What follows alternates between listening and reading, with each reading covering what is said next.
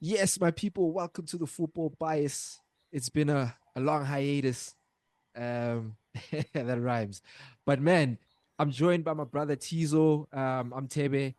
We are back. It's a new season. The football's back. Everything is back. Mhm. Um, yeah, man. I think there's not a lot to say other than this started much later than I'd hoped and anticipated. But now that we're here, I hope people see we got new graphics. Can they see? You know what I mean? Trying to elevate the vibes a Mhm. little bit, and also going to try and We come are. back with more and more content. So, I mean, I wanted to say I'm trying to build like a community, right? When I started this, I want to build a community of people that just really like football a lot, and there's a lot of communities out there, a lot of channels, so I just want to try and just find something new. So I'm open to ideas. Anybody, if you're watching, just comment. Even if you hate it, like comment and say this shit is whack. Just get involved, man. There's nowhere else to start, man. The transfer window just wrapped up. Right out the gates, my brother Tizo, who do you think had the best transfer window? I think I'm inclined to go City, hey? I think City. I Okay. genuinely think City had the best transfer window. The reason why I say this is because City were already in really good shape. You know, they were in a position where they were considered the best team in the world. They didn't lose anyone critical, and they were able to bring back Gundo, who was a big loss for them, and Amare's regen, in Savinho. And I think that just elevates them because I think my criticism of City in the past season was that they lacked a bit of pace, when they're attacking. And Doku gives you that, but then you lack the end result, when it Yeah. comes to a No, player like no Doku, final ball. Zero final ball. Exactly. Yeah. Exactly. And now Savinho just looks like he's got it, man. Like he's skillful. We've already seen him win a penalty. We've seen him beat men. Like every game I've seen him play, he's beating players, you know? Um, But what's with just these good little take. niggling injuries that he's catching, man? I don't understand. But I guess that's gonna happen. Maybe from after this Yep, season, once he gets into the groove of things, that here you get kicked. You get kicked by the pen. exactly. Exactly. Here, it's not just about being good. And I think durability is one of the main things that players have to have for me. And I think that's kind of the make or break in the Premier League, especially in a player's first season. You kind of want to Hmm. know that they can keep up with the load. But for me, I think City won it, man, because I they don't didn't know. lose anything. I don't. What do you I'd think? be inclined to agree, but they didn't replace Alvarez. I think if they replaced Alvarez, I see Gundo. Gundo can play a false nine, but if we're being 100% honest, but when Gundo left Man City to go to Barca, he was already like, I won't say aging, but he was getting to that Hmm. age, you know what I mean, where you Sure. start to decline. So I think even in the Euros, like the Gundo I was watching, I don't know if it was tactically with Nagelsmann, I don't know, but fairly like Germany were cooking, but I feel it was more Musiala, Wirtz, Havertz. I didn't really see him like stand out. So maybe that's what I'm saying. Maybe it was the system with Germany and stuff. But my point is, with adding Gundo, definitely elevates them and it brings like leadership, Mm, it brings experience, it exactly. brings the know-how. I agreed, but Depth. personally I don't see him getting that many minutes, especially when I look at the system that Pep plays now. Unless I feel Kovacic is going to just kick on a level higher, and then Gundo will be like, look, if you injured, rest type of thing. So, but for the dressing room is going to be amazing. I just personally feel for me with Gundogan, it's a very good signing. It's Man City. He knows he's familiar with it. But I feel like losing Alvarez and not having a an able Haaland replacement, because we know like the season is long. Haaland is strong, plays a lot of minutes, but he tends to get these ankle what's, and that can happen at any time. So should that happen, and Haaland or I still feel like if Haaland or Rodri get injured, they lose a lot. it's like with Arsenal. It's like with if they lose Saka and they lose Saliba. It's like with Liverpool if they lose Van Dijk and if they lose Salah. That's what I just feel. I feel those key players they did not address like a lot of big teams, and I wonder why. But for me, I don't know, man. I don't know if I'd say they had the best window. Did they have a good window, an okay window? Yes. The best, I don't know. For me, the best, I try not to look at the money spent because that's relative. But I really like Brighton's business. I like the way that they went a little bit away from that whole unearthing new gems and went for like pre-established players that were really performing in other leagues, like Minte, who was in PSV on loan from Newcastle, Sure. signed from Newcastle, top player. Then you got Fedi Karioglu, hasn't played a game, but we saw him at the Euros with Turkey. I think he's like a premium tackler and he gets forward. You know, there's just a lot of business that they've done. You know, they've brought in the router guy from Leeds. They've just done a lot of, you know, good substantial business, which I feel in 2-3 years they're gonna sell on for 80, 100 mil players. But for now, with the new manager, young manager, 31, like I just feel like I Yeah. like the way that they've done their business. Um, I don't know, man. How do you feel about Aston Villa's business? Funny enough, I think initially I was worried because I was Mm-hmm. like, they're losing a lot of leadership from Douglas Luiz and Mm-hmm. just someone who kind of anchors their midfield, right? But having seen how they've played to start the season, I think they addressed that well in bringing in Amadou Onana. Mm-hmm. I think he's been really great for them in terms of physicality, in terms of tackling. But again, I think a recurring theme that we're really going to see this season is how much depth do you have in your team, Mm-hmm. you know, um, and the quality of your depth, because it's not just having a good starting 11, it's who do you bring in between the cup games. You know, fixture lists are going to be really congested. Are you able to bring in abled replacement, or is it going to be a situation where you remember when City played Aston Villa the second Mm-hmm. time last season when they just walked all over them because Yeah. Aston Villa had an injury to Martinez. You Mm-hmm. know, they had 3 or 4 players that were out, and it was like they were a shadow of themselves. True. You know, I think they've done a bit of better business now. You know, bringing in young, bright players like Ian Madsen and such. Mm-hmm. Um, so I think that they've done a bit of good business. Just in response to your Brighton point, I think for me, the biggest issue that I have with Brighton is the fact that they're constantly churning out players. You know, they bring in, they sell, they Mm-hmm. bring in, they sell, they bring in, they sell. And I feel like sometimes that can really upset your stability. I also think we shouldn't be in a rush to sing their praises just yet because they played a United that's still trying to find their feet. Mm-hmm. And I feel like after United's result against Liverpool, we kind of got an indication of just how bad it is at United. And then they played Arsenal like with 10 men, you know, after a contentious red. So I feel like I want to see how Brighton look when they come up against better teams, you know, teams that are in and around Mm-hmm. them, but that are well structured. And let's see if these players are able to perform over an extended period of time. But I think they, But they did the thing, do the a bit thing, of good business. the thing with Brighton there, because Brighton are in a very interesting position, and the reason I say that is because if they don't make European football, it's okay. Yes, just don't get relegated. I feel like that's the space that they are in, and when I look at how the ownership and them have done business, like I said, like it's changed from Mm, getting a Matoma for what, however, couple of million from Japanese, what.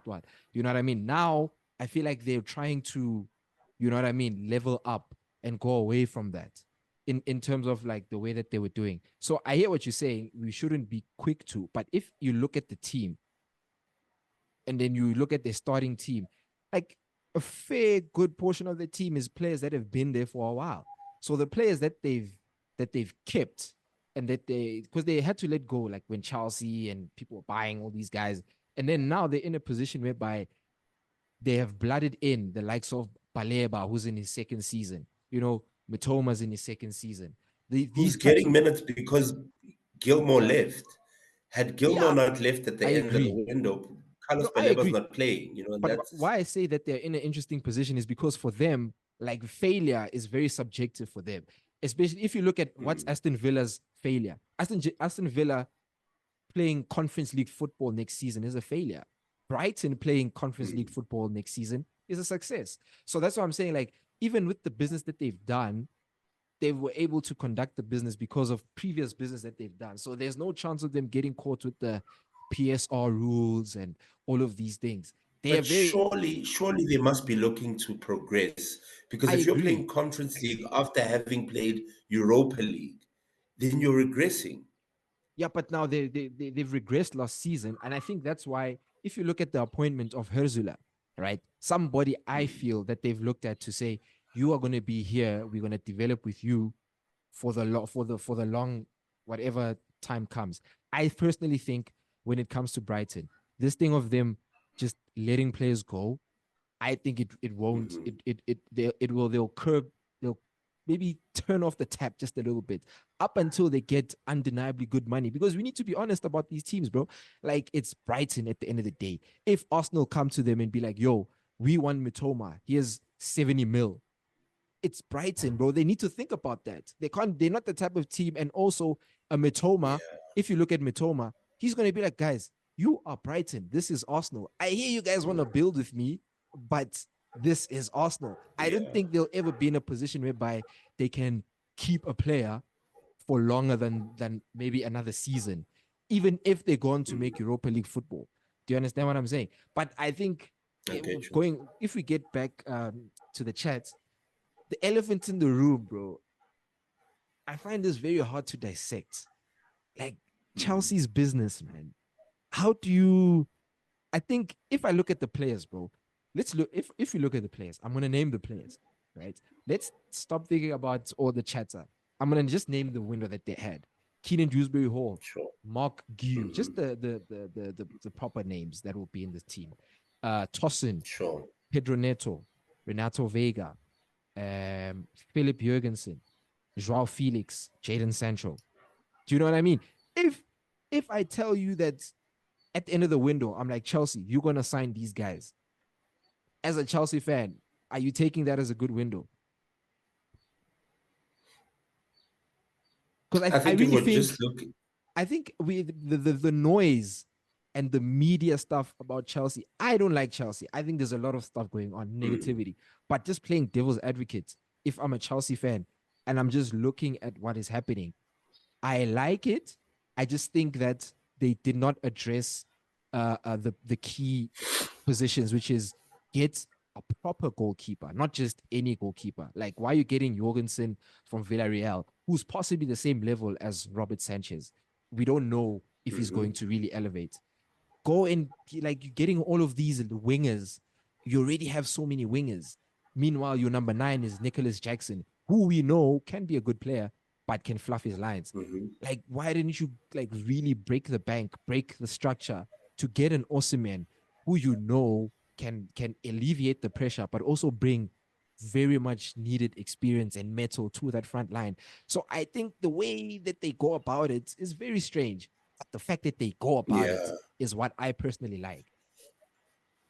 For me, I have a really big issue with, I think they're on the other side of the depth chat, Mm, mm, where everybody needs a reasonable amount of depth, but then they just have too much. And I think the reason why they do that is because more often than not, with young talent that they've tried to bring in, mm-hmm. it hasn't really worked out. So it's just like if we bring in a Mudrik and it doesn't work, Yeah. who are we gonna have to like bring in? Mm-hmm. And now Mudrik will become a rotational player.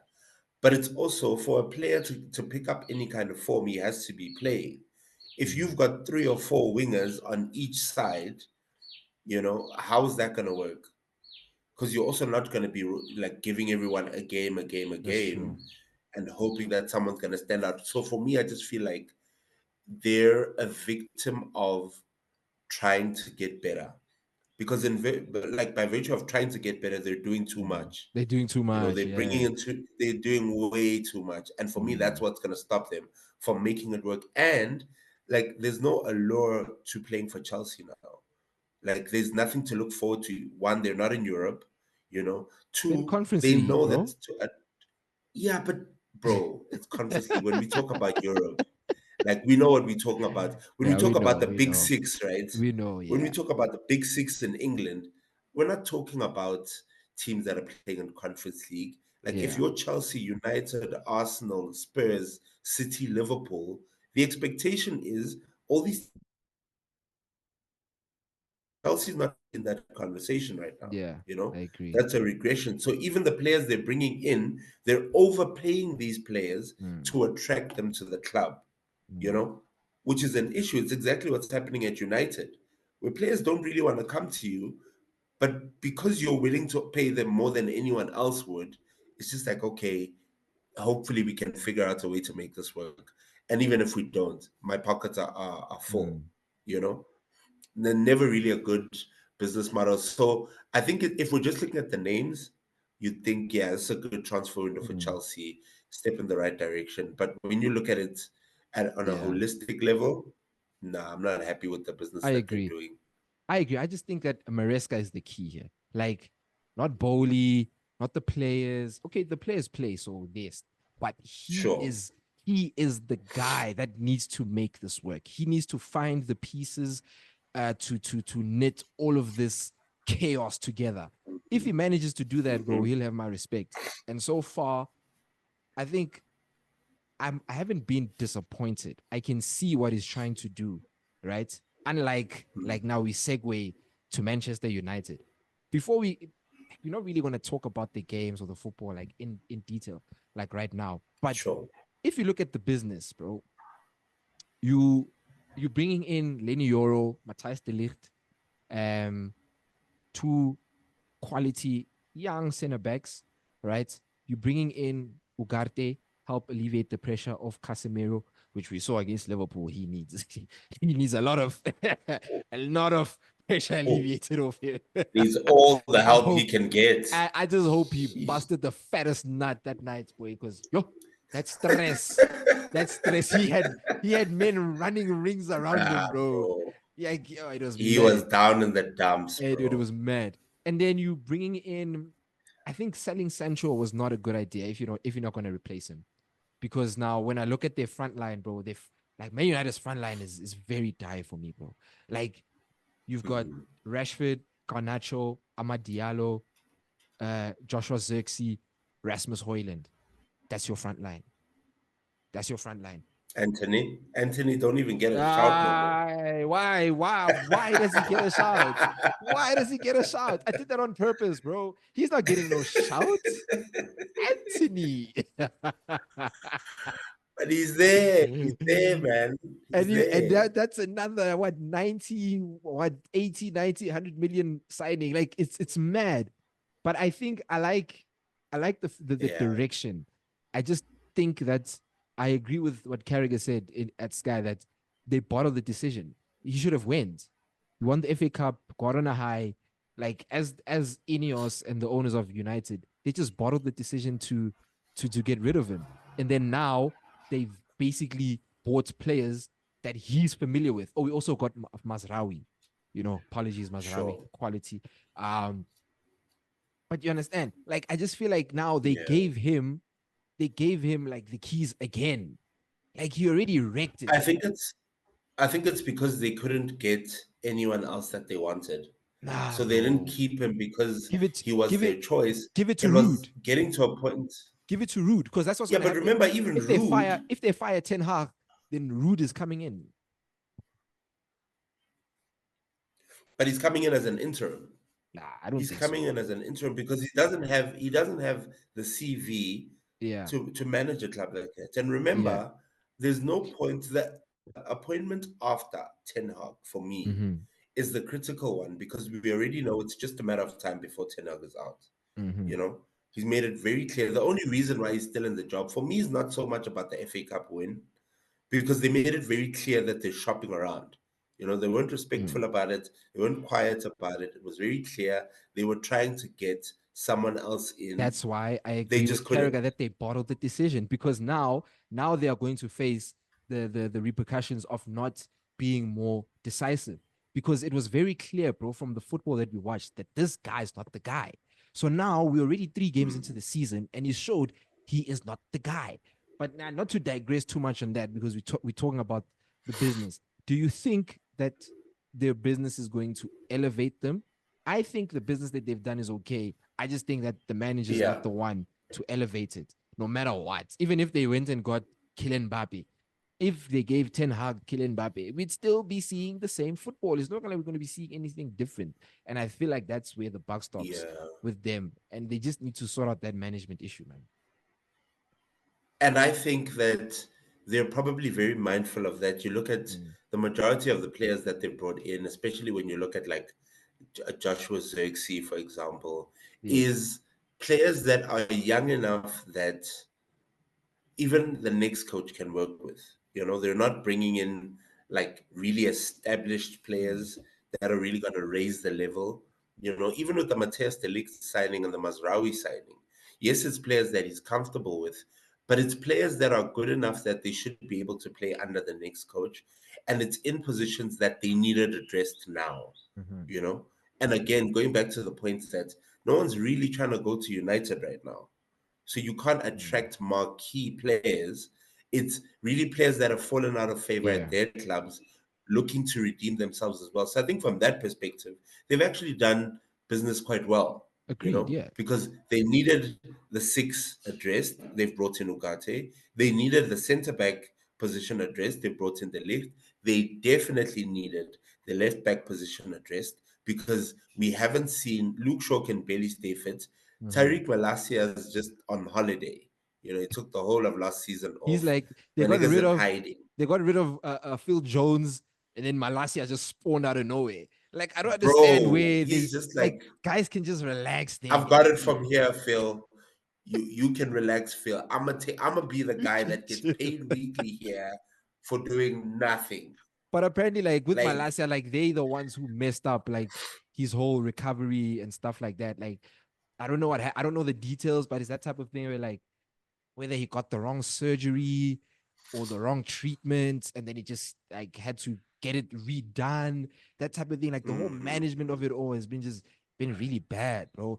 And then like if we can move on, bro, because we haven't yet decided. I think mhm. at the end we'll decide who are the winners and losers. Right now it's just a broad chat.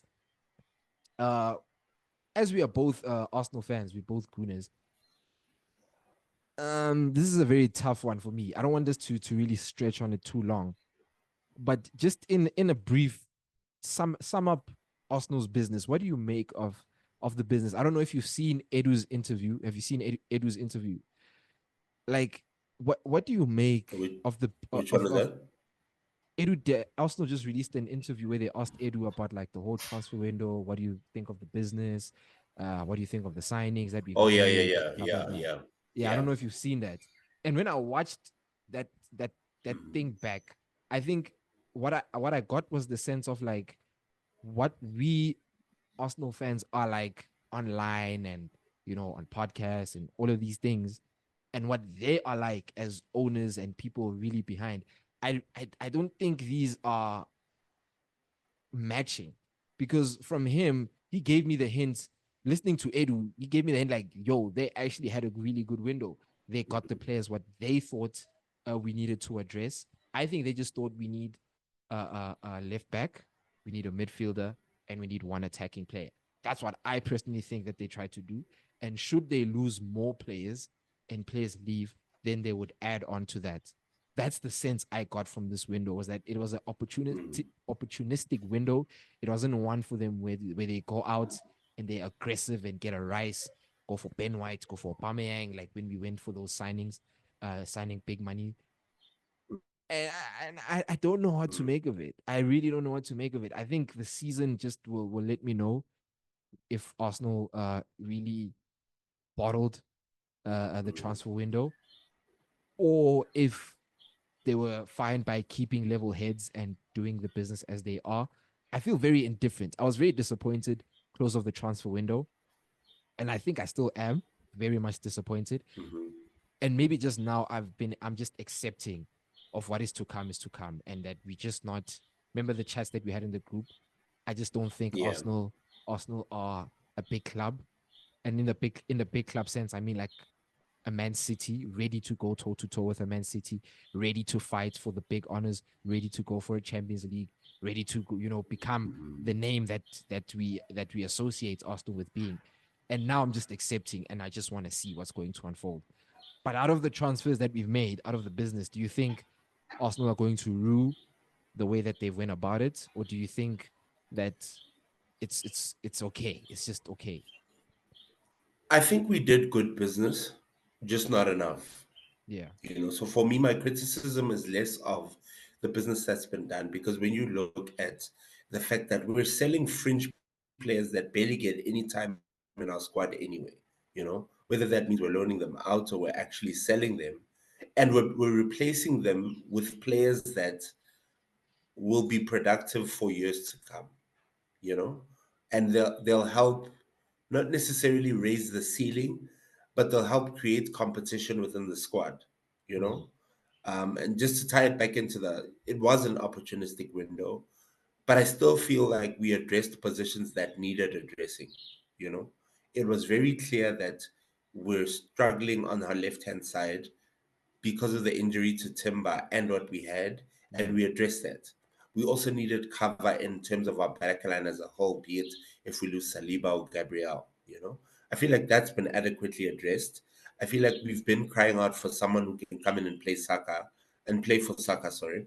And it may not have been our first preference, but at least Sterling mhm. was able to come in. Yeah. Also, from a leadership perspective, I Gassed, really like bro. that bit of business. Sorry, bro, but I'm Pardon? gassed about Raheem, though. I don't know why, but I'm gassed, bro. Yeah, yeah. Nah. And that's why I say for me it's good business. Even Mm, the Marino deal, it's unfortunate now that he's injured for 2 months. mm, But even that, this is a guy that we know when he's there, he's going to play. I don't mm. just want to bring in players that are going to sit and not contribute, Facts. for the sake that we're saying we've brought in 5, 6 players. So I think even Edu, Arteta, and the Cronkies, we've noticed that when there's a need for us to really go big, these guys Mm, have gone big. Like we knew we needed Rice. Like that true, wasn't a question. We couldn't afford to not get Rice, and true. that's why they said we'll put up the 100 million for it. We know we wanted Nico Williams, right? There was no way for us to actually get Nico Williams right now, short of doing something really stupid and Mm, silly, right? Which has long term repercussions. So they said, look, the situation isn't very clear right now. Let's just take a step back and reevaluate where we are at the end of the season. Because we're still in and around the conversations for the Premier League. We're still third favorites, considered third favorites to win the Champions League. So it's not like we're working from the back foot. I think it's just about that being able to take that next step is a bit more difficult to do. And City are at an unfair advantage because they mm, built most of that squad before FFP became what it is now, you true. know.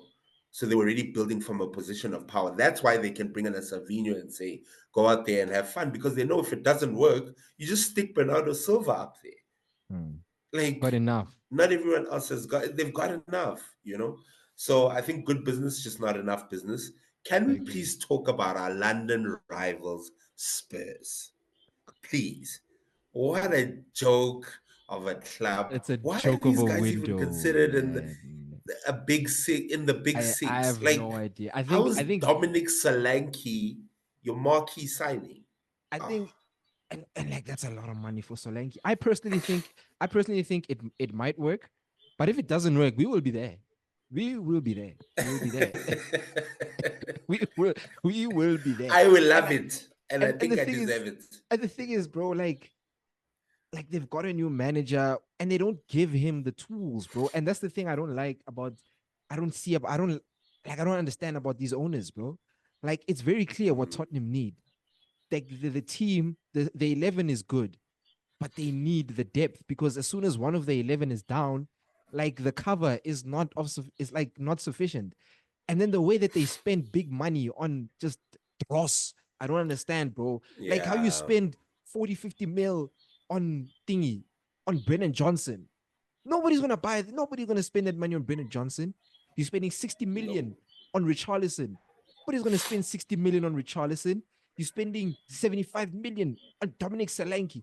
Nobody's gonna spend 75 million on Dominic Solanke. And I feel like I don't know how they get hoodwinked into doing this business. Maybe it's fan pressure. I have no idea what it is. But that's just bad, man. Like, and you need to kick on. The manager had a substantially okay Mhm. season, okay to good season. Get him the tools. But what A you do, but no, let's call it what it is. That was a disappointing season because initially when we a disappointing started, end. A they disappointing had end. to finish within the top four. Agreed. But the point is that, like, you can see what the manager wants to do. And then what do? You go and sign like 20-year-olds building for the future. Do you understand? Like, I really don't get it, man. But for the sake of time, I just want us to come to a consensus, bro. Give me your three winners of the window and your three losers of the window. Three winners off the window. I mean, it started City. I still feel like City did Mm-hmm. relatively good despite Mm-hmm. not replacing Alvarez. I think I agree with you with regards to Brighton. Mm-hmm. Good bit of business.